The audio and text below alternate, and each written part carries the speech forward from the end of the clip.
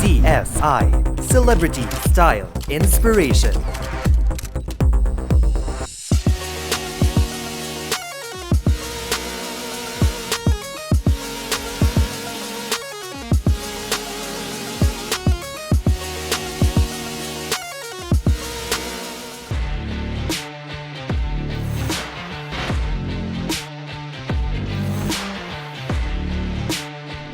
Magandang gabi Pilipinas at sa lahat ng nanonood sa buong mundo.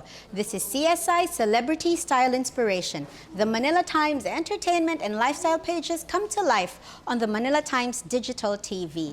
We promise you an episode na punong-puno ng balita as usual. Kaya tutok lang po kayo on what we hope is your weekly 4:30 p.m. habit every Wednesday online sa CSI.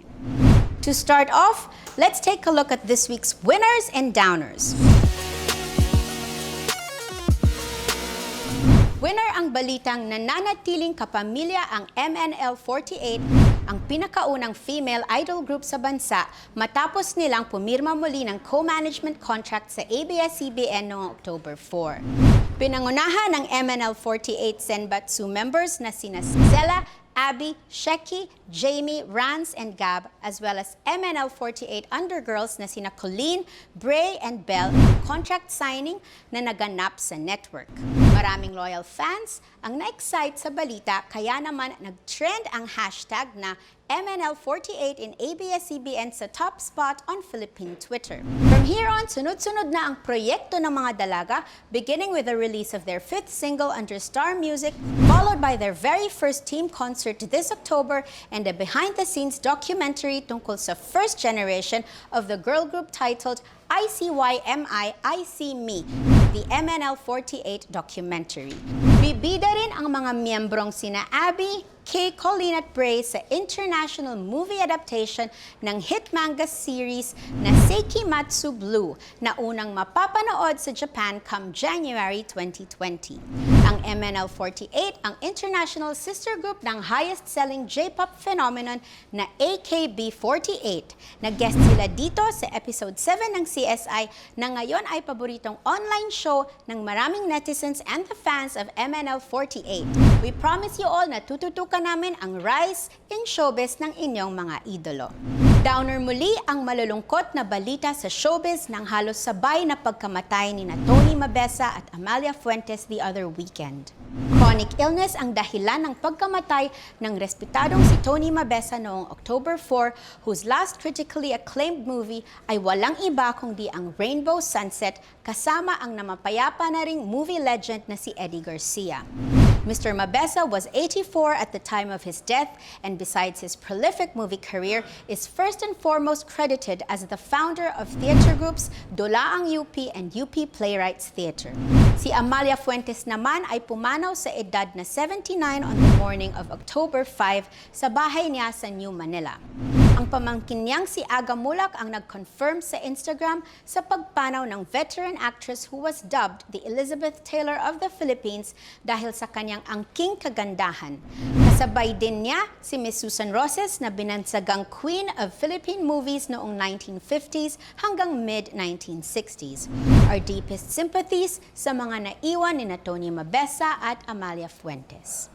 Good news naman tayo dahil winner na winner ang pagkapanalo ni Maha Salvador as Best Actress sa First Asia Contents Award which was held in Korea last October 6 para sa kanyang dual role na Lily Cruz at Ivy Aguas in the ABS-CBN teleserye Wildflower, which was also nominated for Best Drama. She was escorted by her non-showbiz boyfriend Rambo Nunez Ortega along with series director Raymond Ocampo and ABS-CBN production manager Maru Benitez.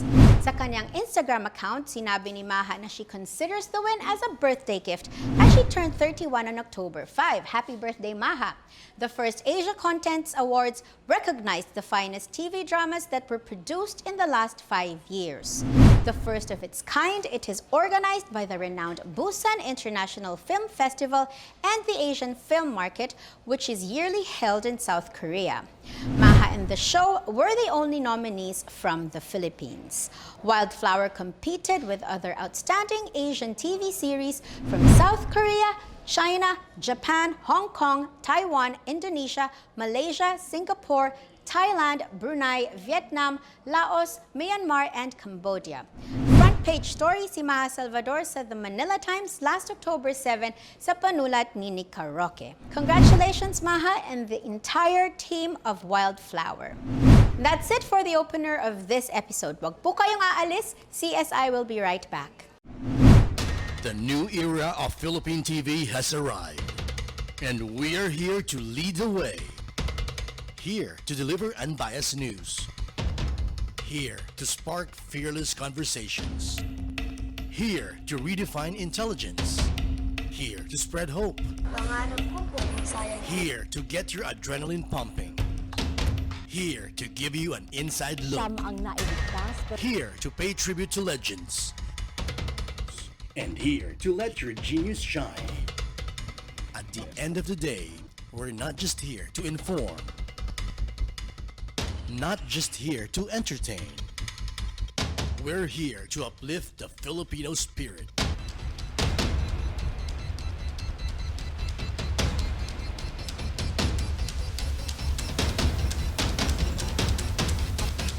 The Manila Times TV. Aspirational. Inspirational. And we're back. You're still watching CSI Celebrity Style Inspiration. The Manila Times entertainment and lifestyle pages come to life on the Manila Times digital TV. Let's get started with our certified CSI reports. And this week, we start with you, Tina Pai. Yes, How are you? Good, very You're good. looking very sweet and behaved today. Today lang. Today, and most of the time naman. Has it been a busy week in the entertainment Yes scene? po, daming kaganapan as you can see later sa mga reports po. Okay, and among all of the kaganapan sa showbiz beat, what is your certified CSI report for this episode? This week, Miss Tiambida, sa report natin ay certified loyal. Certified loyal. Dream job. That's how viewers perceive Drew Arellano's work as host for the weekly travel show Biyahe ni Drew. What they may not know are the trade-offs of the job. Days spent away from his wife Iya and adorable children Primo and Leon being on top of the list. But 14 years on, Drew is just as excited and passionate in his career. During his recent contract renewal with GMA Network, the host talked about his love for hosting and traveling, his dream for Biyahe ni Drew, and what his sons Primo and Leon have to say whenever he leaves for work. All of these in Christina's certified CSI report. You know, I was pretty content and happy. It's my goal naman is not really to reach, the A-list level. It's just really just to be happy with my job, and have a lot of time with my kids. Yun nga yung narinig namin, nakakuha naming feedback at I guess I'm just a lucky guy to have a show like this, and it's still running for the past 14 years.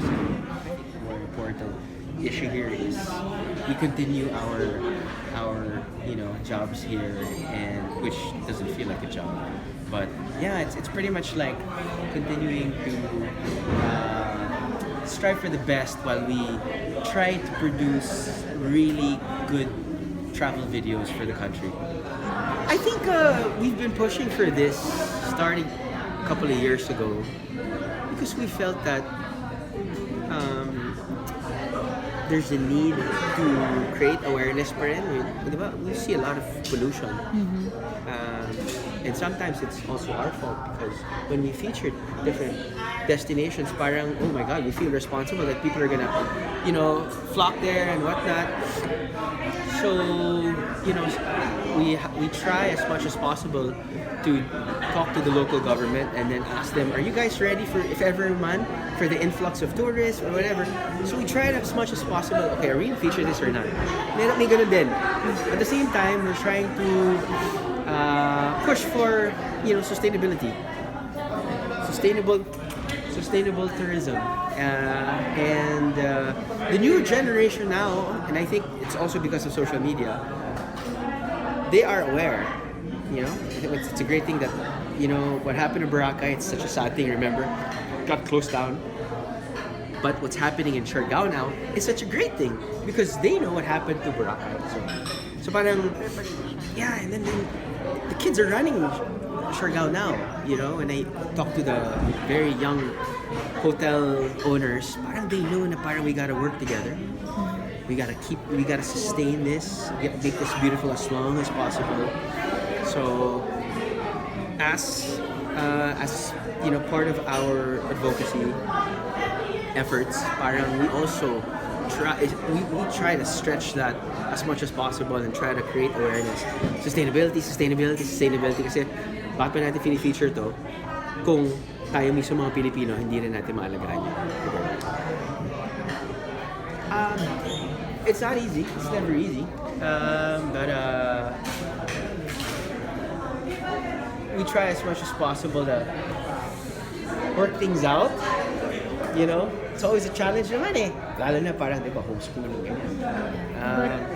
But I guess that's part of parenthood naman eh. No parent can be perfect, so it's an ongoing challenge. But it's fun. It's the best part of it. It's funny when I leave Wednesday morning, chine-check ko na yung old videos ng mga anak ko kagad yan. Chine-check ko na kagad. And then Thursday, wala na.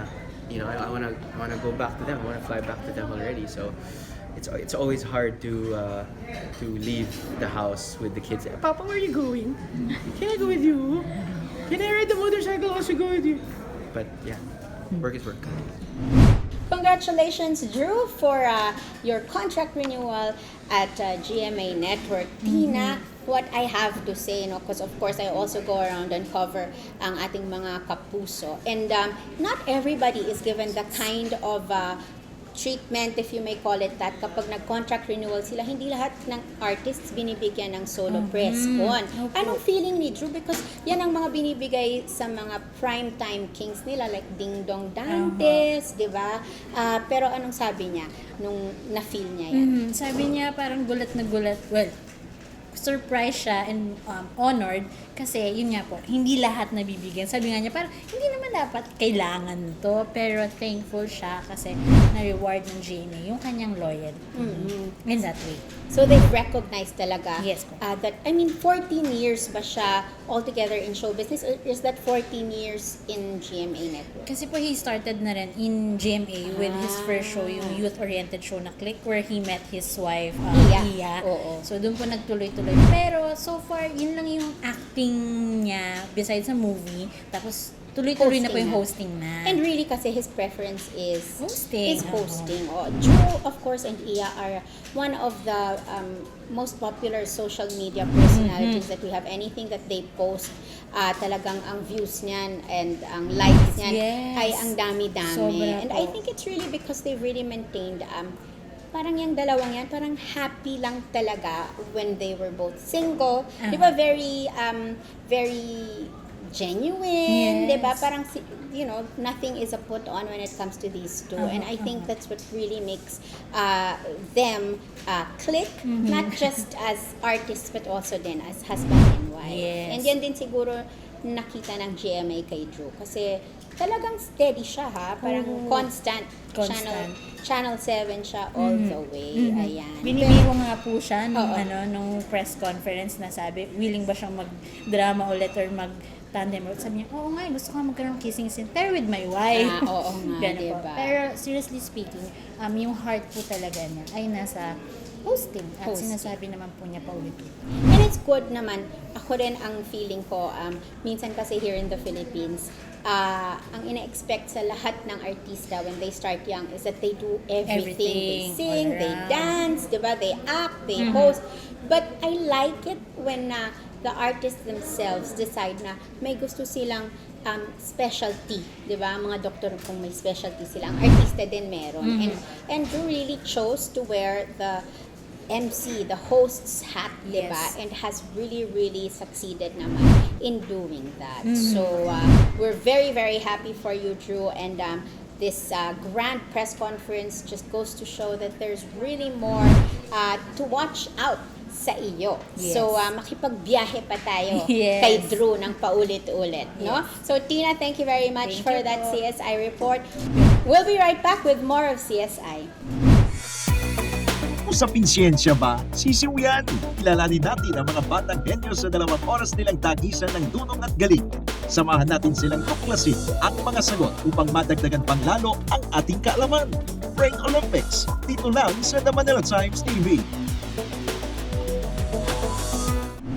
Welcome back to the show, and we have a special treat for all of you CSIers. On episode 3, we had joining us on the show our one and only fangirl who writes our weekly movie columns, si Karen Kunowitz. Join us. And this week, makakasama na naman po natin siya because we did beg her to come and join us again on the show because she had such a great response from all our viewers.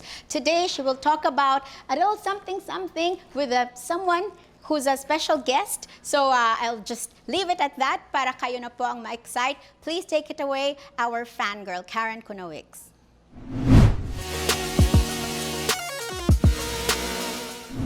Netflix, iFlix, Hook, I Want TV, Amazon Prime, Facebook Watch. There's so many streaming services. And coming up in November are 2 more. There's Apple TV Plus coming out November 1 and November 12th, Disney Plus. And those are 2 very big players. And on top of that, there are already so many shows coming out, and these aren't even the return of shows like The Crown or Supernatural or Mr. Robot. These are new shows. And here to discuss some of these shows, we have straight from the diabolical, from Trece, ladies and gentlemen, Hank Sparrow. Yay! Hello. Hi, Karen. All right. Hi, Hank. Do you watch any TV shows on a TV? Do I still watch? No. Everything's on the laptop now.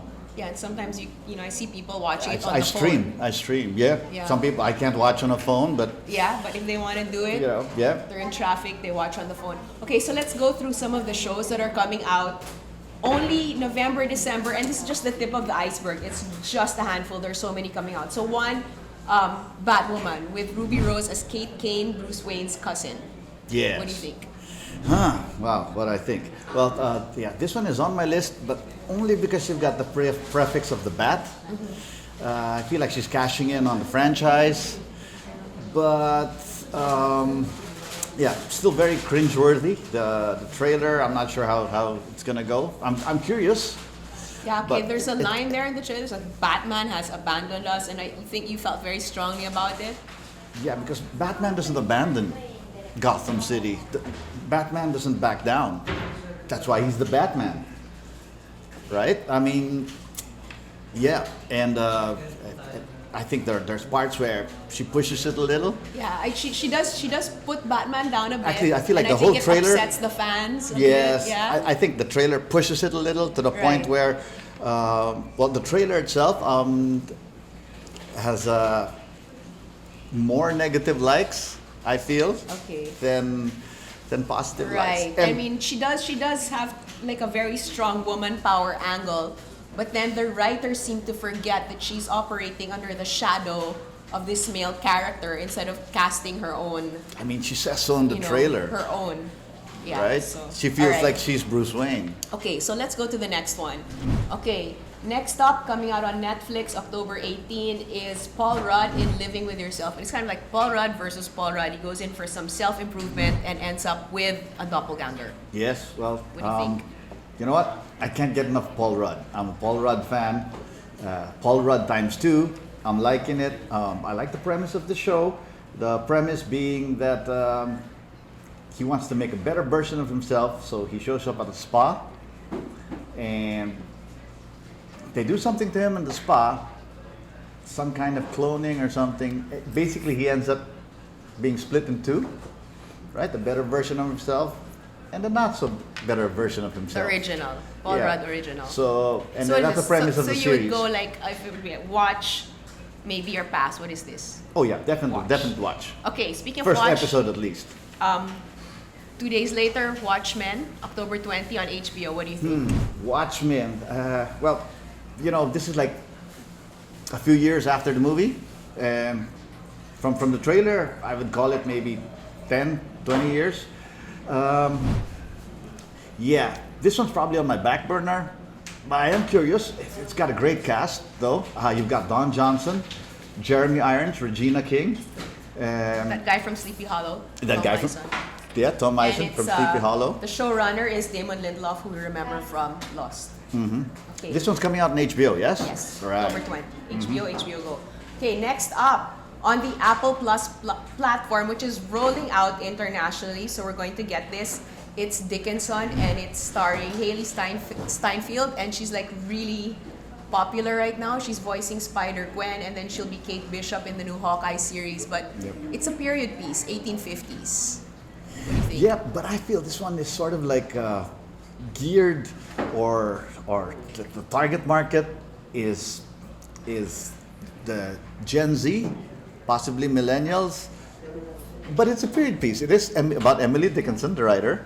So, nice take. I mean, my back burner as well. Back burner. Yep. All right, next. Also on Apple Plus, it's C with our friend Jason Momoa. Jason Momoa. As a character named Baba Voss, and it's like a post-apocalyptic bird box because a virus hits planet Earth and no one can see. Except later on he finds out his 2 kids can see. What do you think? Yeah, you're right about that. It's like a post-apocalyptic bird box. The premise being everybody's blind on Earth for a number of years, post-apocalyptic, and then suddenly, I believe it's his twins. He has twins that can see. A little iffy, back burner as well. There is so much good stuff There's so much coming good- out. Okay. Plus, I am still catching up on some other series, like regulars. a season 2, a season 3 of something All right. else. So now how about For All Mankind? For All the premise of Mankind. this is the space race is extremely competitive, and the one scene that hits me in the trailer is Joel Kinnaman finds out like, oh my God, the Russians beat us. The Russians beat the Americans to the moon, and how are we gonna step up? So what do you think? This is like an alternate future. An alternate history, to be specific, because it's based in the 60s, space race, but the Russians beat the Americans to the moon. In fact, they put the first man on the moon, so it feels like the U.S. has to step up, and for them to have a first on the moon, they have to put the first woman on the moon, and they sort of like divert all their, the astronaut program is off. They switch it over to being predominantly male to predominantly female. This one is a watch. This one is a watch. And if that isn't enough for the What streaming service is this coming out it's on? Apple Plus. Apple Plus, yes. So they're if they're that- pushing quite hard, huh? Because they're coming out. They're very coming out strong. new, They've yeah. also got something with Jennifer Aniston, Reese Witherspoon, and Steve Carell. And if the humans in space are not enough, Snoopy will also go into space on the Apple Plus platform. Snoopy in space. Yes. Right. Modern Love came out as a New York Times column in 2004, and it became very popular because it's all about human relationships. It became a podcast, and now it is a TV series on Amazon Prime with Dev Patel, Tina Fey, Anne Hathaway, etc. What do you think? Well, I'm not familiar with that. It did come out in the New York Times. Did you say? Yes, it's a very Yep. popular But section. I'm a big fan of the trailer. This one is number 1 on my to watch list. As soon as it drops, I'm checking this out. Not my usual. I did not oddly think. enough, it's not a I did not- superhero anything. It's not Yeah. science fiction. It doesn't have a huge set. It's sort of not up my alley. Yeah, It kind of feels like, it's real sort people. of like rom-com ish, possibly chick flick ish. Not really. You would have but to read the column. But I I'm would. a big fan. I would. But I see. Well, if the trailer is any kind of indication as to what the show is going to be like, which I feel is probably going to be episodal. Yeah, you can watch one. You don't have to all watch the in. whole thing. Yep, I'm all in for this. In fact, like I said, among the trailers we checked out for the show today, that's the one that I put on top. Okay, That's my number 1. Definitely. Well, wait, we haven't finished yet. There's one more. But wait, there's more. There's more. November have 12th, more. I have to put out a representative from the Disney platform, which we won't be getting yet. but Disney Plus? I have to put it out November Okay. 12th, The Mandalorian. It's about a certain bounty hunter and the events he's involved with in between Return of the Jedi and The Force Awakens. Mandalorian. Yes, Of course. it has Pedro Pascal, Our friend Pedro Gino Pascal. Carano. Gina Carano. Giancarlo Esposito, Werner Herzog, Taika Waititi, Jon Favreau. I mean, all those. Bryce Dallas Howard is directing an episode, and Ming-Na Wen is in it. So at this stage, I don't know. Like, I'm already... Yeah, you're giving your money to the mouse, right? Disney, hello, take our money, Yeah, please. shut up and take my money. So what do you Yeah, think? it I mean, is- it's it is not Star yet Wars. in here, but like, what do you... It is Star Wars. Definitely not. I'm more than interested to see how they're gonna go. I do believe this is their first live action of the Star Wars franchise on TV. Yeah, for the service. Or for Yeah. streaming. And Disney Plus will Not on the have- big screen, yeah. Yes, but they are going to have the exclusive rights to the streaming for the Marvel movies and the Star Wars movies. Of course. So finally, the two last questions. You think there will be a TV series that will unite everyone again, like Game of Thrones? We all talked about it, you know, the Something day that after. And everybody please don't can put watch. spoilers. But now there's so much good TV. There are so many streaming services. Is there going to be that one show? What do you think? You know what? I hope so. I hope so. I hope we get another possibly Game of Thrones type or Breaking Bad type where everybody's following it, everybody's Yeah, it's watching fun, it. but right now I'm not talking about the because same things with there's- the usual people. Oh, of course. And then maybe like, have you watched this? No, I haven't. Have you Yes, watched this? so we're Show all us this sharing trick. our tips, Yeah. but there's not that one. Which, in a big way, I one. guess it's a good thing. A lot of good content going out Yeah, there. okay. Now that you mentioned the very good content, And there's I a lot don't of know it. if the viewers will share their response to this question, but like, would people still want to leave the house on the weekend, considering there's just so many good things to watch, and traffic is bad anyway? No, I do believe you should go out and socialize with real people. That's you have to. But if you can't, or if you're stuck in traffic, yes, by all means, do catch up on your series. Yep. Right? But yes, definitely, real people's usually more fun than what I see on streaming.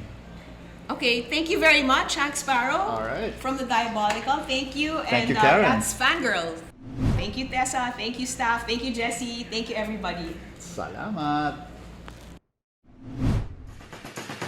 Mga isyung pinag-uusapan, mga palitang laman ng pahayagan, impormasyong dapat niyong malaman, tatalakayin, bubusisiin, at hihimayin ni Mario Garcia kasama ang kanyang mga panauhin sa harap ng bayan. Face Off! And we're back on CSI and patuloy po tayo sa ating CSI reports, this time with Isa Pai. Hi, Isa Pai! Parang hindi ka kumain ng lumpia. Hindi? Nakita kita doon. Papasalamat tayo, of course, kay Vanna Santiago for sending us some treats for today. Belated birthday daw yan. And sabi ni Isa, masarap daw po ma'am. ang lumpia. Okay. Nakauna ako ng dalawa. Nakauna siya. Congrats! Pero ngayon, work muna tayo, Isa. Yes, ma'am. What is your certified CSI report for this episode? So, Miss T, ang certified CSI report ko po for this week ay Certified Iconic. Nice! Certified Iconic. Filipino fans of Netflix original series Insatiable have something to be excited about as Miss Universe 1969 and veteran actress Gloria Diaz appears in the second season of the show, which launched on October 11. During the press conference and fan event of this dark comedy series in Manila last week, the beauty queen showed up with its main stars Debbie Ryan and Dallas Roberts. Without giving away too many spoilers, Diaz said she plays the role of a former beauty queen turned fierce pageant coach named Gloria Reyes, whose character also became a pivotal role in Ryan's character growth. Ayon kay Diaz, kinuha siya bilang parte ng Insatiable through a Viber message. Hindi raw siya makapaniwala noong umpisa kaya hindi niya pinansin noong una ang requests ng team of the show. The beauty queen said that she thought it was a mistake, pero patuloy daw nag-message ang team ng show kaya naisipan na niya na totoo ang offer nila. Todo papuri ang natanggap ni Diaz sa dalawang stars na nagpunta sa bansa at sinabing she's formidable, regal, and inspiring. Sabi ng first Filipina Miss Universe na due to the news circulating on social media, people might assume that she will appear in most of the episode of the series. Let's find out more sa certified CSI report ni Isa right now. tell first about this great news? Of course, my daughter. And my daughter Belle knows Insatiable and Ava. And then I told Samantha, all my nieces, I said, I wonder, because in the beginning, right, it's all like teeny bopper. So I asked the younger generation. Of course, the older generation sort of didn't really have an idea. Then I asked my designer, he knew it. And one designer knew it, and the other designer knew it. So I guess that's our market, right? Yeah. And you know what? I heard that your set was really fun. So can you make cuento about your experience? Well, I was quite overwhelmed because, of course, in the Philippines, we do it totally different. Our stylists come with 10 dresses when they start to dress you up. But when I got to your dress area, the warehouse, like, I was so shocked. I said, how many years has this been accumulating? So I figured it's just one season and everything. We just do it very differently here, right? And I was just overwhelmed with how the bigness of everything, and so many people were so kind. When I got in, I was saying last night, when I got into the set, they were so nice. Oh, welcome, welcome, this and that. But like I said, the more they welcomed me, the more stressed I became. The more I said, am I gonna be able to deliver? So I got more nervous. So I'll put you in the same situation in my set here in the Philippines too. I mean, spoiler alert, you delivered. She delivered, yeah. So. But you know what, Miss Gloria, this is the perfect role for you because I feel like all your Filipino fans and around the world, we're just waiting for your one-liners. And we get so nervous all the time, Debbie and Dallas, whenever Miss Gloria will be the one asking the question in Binibining Pilipinas, the biggest pageant here in the Philippines. If she's the one asking the question, oh God, save the girl. So, really? I always like to make it simple. Really? And I'm trying even harder now. You know, because my daughter always says, Mom, don't give them a hard time. Ben, I'm just asking them, would you rather be beautiful or stupid? I mean, it's very simple, right? Would you rather marry not so handsome, but rich? Or very, very handsome, but poor? I mean, that's a very simple question. And everybody always says, you know, not so handsome, ugly, but very smart, or something very, you know, expected. And that's simple, right? My daughters, when they were young, I said, okay, Belle, do you want to marry a very heavy, kind of fat guy, but very rich? Or do you want to marry a hunk, but poor? Without batting an eyelash, my daughter said, of course I want to marry the fat guy but rich. Because it's easier to get thin than rich. Yes. Yeah. Oh my gosh, even your daughter faces Q&A from there. As a fun day, you know, as a dinner table. Yeah. Thank you so much, Miss Gloria. And now, Debbie and Dallas, your characters from season 1, they went through a lot of changes and twists. So how are they so different from to season 2? I think that if you watch season 1, you begin to see Patty on this journey of really trying to find herself, not understanding the why, kind of looking within herself and understanding why she continues to kind of make some misguided decisions. And I think in season 2, you begin to see her become more self-aware, more self-assured, figure out a little bit more of the why. Whether or not she makes the right decisions from there is everyone's guess, but she definitely starts to look more internally and learn more about herself and her relationships around her, what she wants, and how she intends to get it. And certainly, I mean, one of the things I love about Bob is that he doesn't evolve too much. Like, he's kind of like, he's driven and insatiable, if I can. Thanks. And there, nothing seems to slow him down. The biggest sort of affecting factor is Patty, and his continual sort of sacrifices to stay in that relationship continue to be explored in season 2. But I often refer to, Bob as a high-functioning sociopath in desperate situations, and that has not changed at all. Thank you, Isa, for that report na talaga namang iconic because Yes, ma'am. yan ang first Filipina Miss Universe natin. Opo. At may trivia ka about Gloria Diaz being Miss Universe. Pang anniversary yata niya this year. Yes, ma'am. 50th anniversary niya kasi 1969 nung nanalo siya as Miss Universe eh. So, big year talaga. And Yes. it's so nice that on her 50th anniversary as Miss Universe, she's actually appearing in a globally streamed Yes. show, no? Na, well, Hollywood yan eh. Yes, Diba? opo. Kaya exciting talaga yan. And I think what a way to celebrate her 50th year.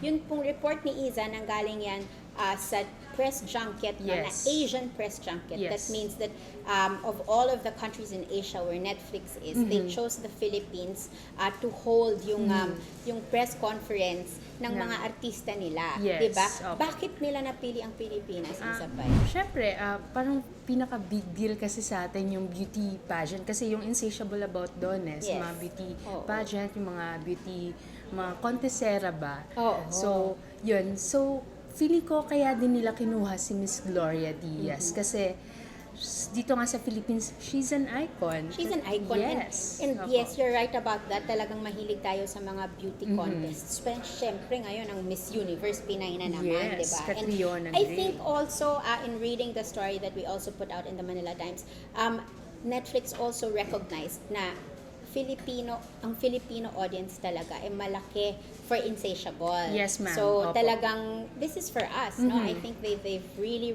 recognized the Philippines as a very important market Yes, ma'am. ng streaming service nila, 'di ba? Balik din naman natin. Ano naman ang mga reaction ng mga artista na kasama niya, of course mga American actors po Yes. ito. Ano naman ang reaction nila when our Miss Gloria Diaz stepped onto the set? So, tuwang-tuwa sila, ma'am, nung na-meet nila si Gloria Diaz during their shooting po sa States. So, Misty, sobrang tuwang-tuwa yung cast na pumunta dito, si Dallas Roberts nga, tsaka si Debbie Ryan. Parang, si Debbie Ryan, dati siyang sikat na Disney star ngayon sa Netflix. Isa siya sa So, mga kilala siya ng mga bata, Yes, diba? opo. Tapos, nung na-meet nila si Gloria Diaz na dito sa Netflix na Insatiable as Gloria Reyes, isa siyang former beauty queen turned pageant coach.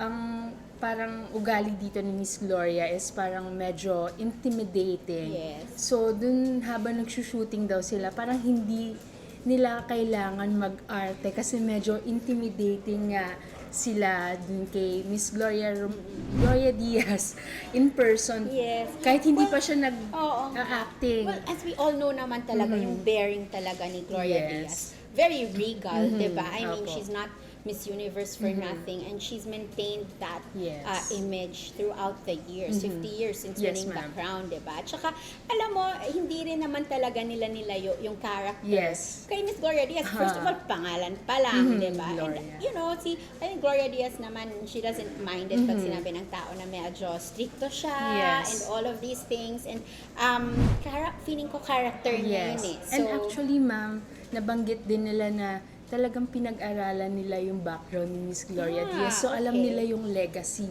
na iniwan ni Miss Gloria dito sa Philippines. So, laking bagay daw sa kanila na may experience nila mag-shoot with kasi her. nga ang Gloria Diaz, hindi lang beauty brains pa. Because Yes. I was told, syempre hindi pa naman tayo buhay 50 years ago, pero one of the yung legendary stories of Gloria Diaz being on the Miss Universe pageant, competing for the Philippines. Parang, I think in one of the Q&As, I don't know if it was the main one or yung chat pa lang nila nung host, parang sinabi, if you all of a sudden found an alien in front of you, what would you tell him? Tapos sabi niya, I'd give him a haircut.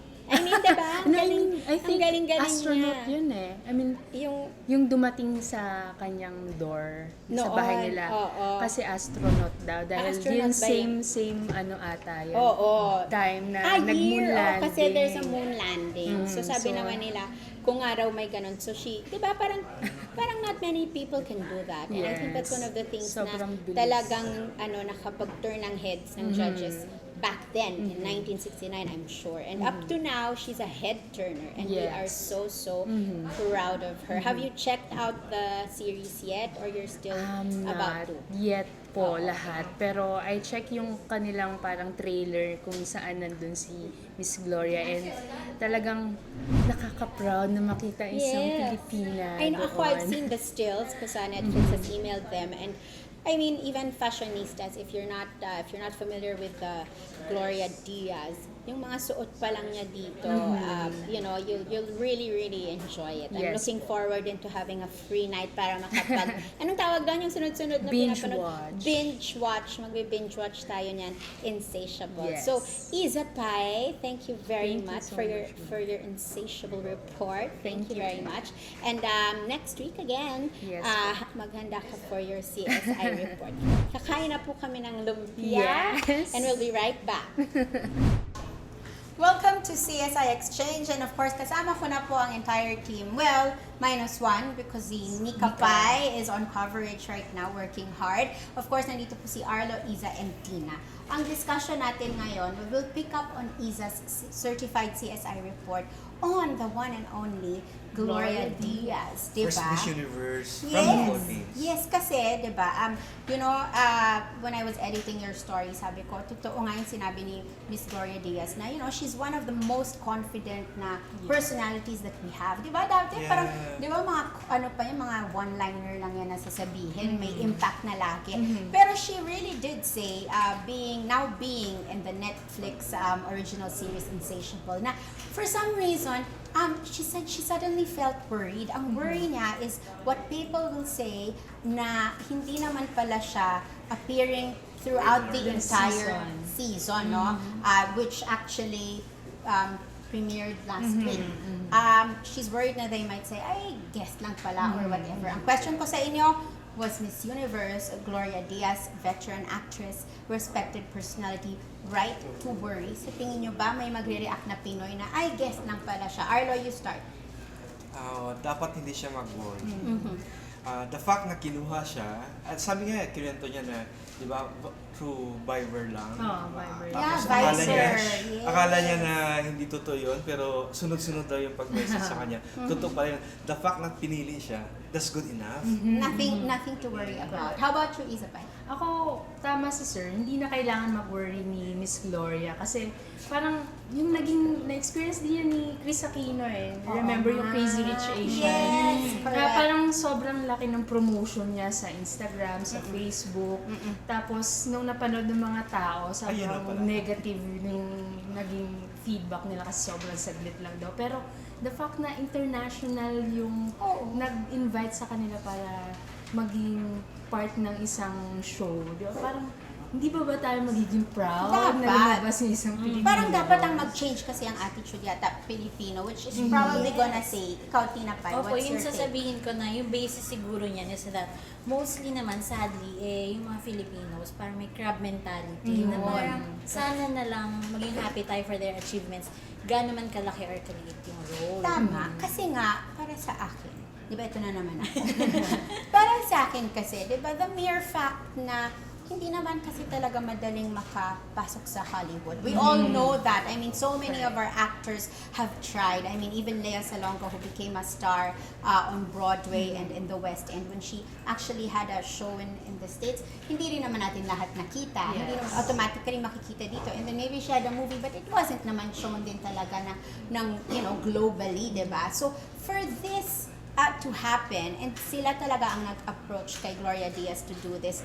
This is a major thing. Even naman kay Chris Aquino at the time, major thing pa rin yun kasi yun ang talagang global na makikita.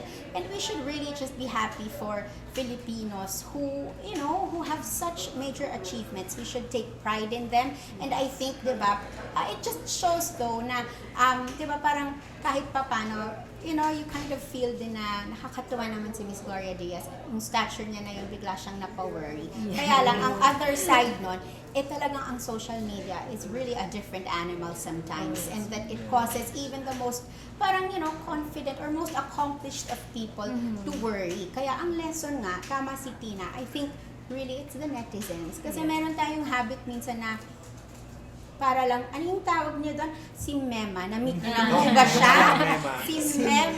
Si Mema po, shortcut, natutunan ko po to sa staff, na para lang may masabi. Siya ho si Mema. So, iwasan po natin yung Mema na may masabi lang tayo.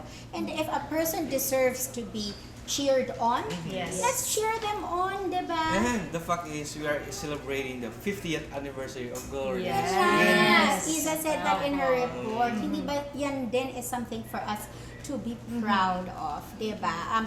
Diba meron hong front page na collector's item na Manila Times edition. At yun ang pinamimigay natin souvenir. Yan ang pinamimigay namin na souvenir. It actually has Miss Gloria Diaz on the front page and the moon landing. So sabay na sabay po yun. Imagine nyo nung pinag-uusapan ang moon landing, pinag-uusapan din po ang Pilipinas. Kaya kahit na anong sabihin nyo, winner na winner si Gloria Diaz. Kahit na pa 10 minutes or gano'ng kahaba ang kanyang role. Even her own co-actors, yung mga American co-actors niya, sila Debbie Ryan tsaka si Dallas Roberts. Sobrang laki nung parang pasasalamat nila na nag-grace siya dun sa show nila. Oh, if they're thankful for Miss Gloria Diaz to be there, dapat tayo rin, cheering squad tayo ni Miss Gloria Diaz. So, from us, here at CSI, we would like to send our congratulations, of course, to our Miss Universe, Miss Gloria Diaz, for landing a role, being invited. No, she didn't audition; she was invited to be part of an original Netflix series. So if you haven't checked it, check out Insatiable on Netflix. Tapos na naman po ang isa pang episode ng CSI, pero bago ko tumuloy, sabi ni Kuya, sorry ho, kasi recently ko lang na-meet si Mema. May kamag-anak pala siya, at siya ay si Mamarunong. Ayan ho. So yan ho ang mga ugali po natin na medyo i-tweak natin ng konti, bawas-bawasan para happy lang po ang world, even on social media. So sana nag-enjoy po kayo tulad ng pag-i-enjoy nyo sa mga nakaraan naming episodes ng Celebrity Style Inspiration. The entertainment and lifestyle pages of the Manila Times come to life on the Manila Times Digital TV. As always, everything came together through the efforts of my hardworking team, si Arlo, Tina, Iza, Nika. Of course, she helped us all the way. And also, the Manila Times TV technical team, sila Jessie, Nathan, Jello, JM, Joaquin, at Eric, and Kuya Mamaru, thank you. And join us every week for new episodes of the hottest online TV show on the Facebook pages of CSI and the Manila Times TV and on the Manila Times TV official website. You can still watch our past episodes. Saan, mga girls and Arlo? On the Manila Times TV and CSI Facebook pages. www.manilatimes.tv.com. And of course, Arlo? And sa ManilaTimes.net din. Yes, opo. Pati ho sa YouTube ng The Manila Times, ilalabas na. Sabi ni Miss Lynette, she will post it there. Para meron ho kasi mga nagre-request na viewers. I was reading through some comments, no, and they're saying, could you please have the show in YouTube? I know there's a YouTube ng digital, but just to be sure, sabi nga ho ng President Emeritus namin, lagay nyo sa lahat ng mga platforms natin para po mas madali po sa inyo na makapanood ng CSI. So thank you for keeping us company, and be sure to click us again next week and every week thereafter for Celebrity Style and Inspiration. See you, CSIers, at magandang gabi sa inyong lahat. Bye!